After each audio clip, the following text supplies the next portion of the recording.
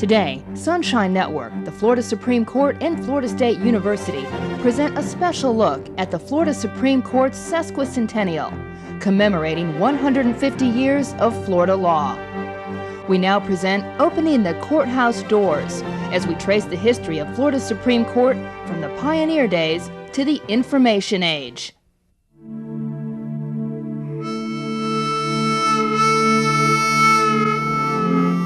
The day was cold by North Florida standards. Thursday, January 15, 1846, in Florida's new Capitol building at Tallahassee. People breathed into their fists to warm their fingers. Despite the cold, the Chief Justice of Florida called for the next case. The arguments came fast.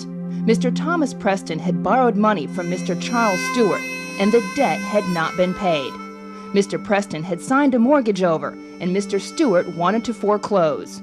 In the first decision ever announced by the Florida Supreme Court, the judges agreed that Mr. Preston's property, African American slaves, would be sold at auction to pay their master's debt.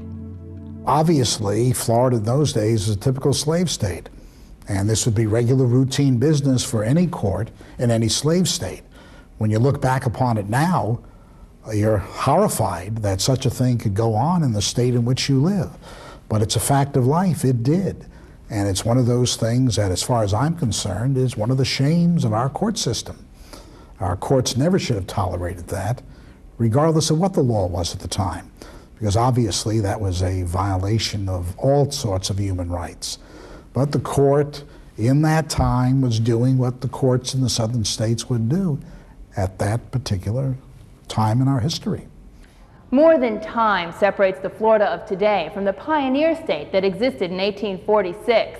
The old courtroom remains, but attitudes have changed. Attitudes about Florida and the law. The name Florida now conjures up thoughts of sunshine, sandy beaches, and progressive government, but it wasn't always so. At the start of the Civil War, Florida had fewer people than any Deep South state. Today, it has the most. Florida law in 1861 was more like the codes of ancient Europe than the modern law of today.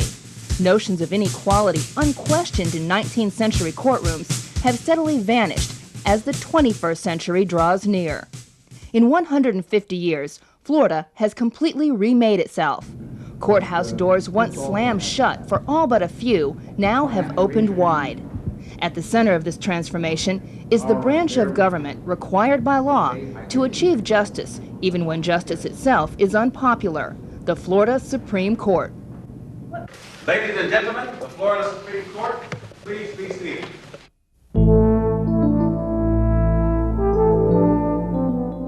At the end of the Civil War, Florida was broke with few prospects. Florida's only real assets were a lot of undeveloped land and sunshine.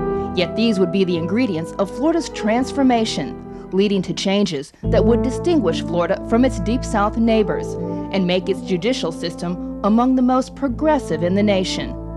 In 1886, a man named Henry Flagler began connecting Florida East Coast to the rest of the nation using railroads. In 1896, the first Flagler train dug into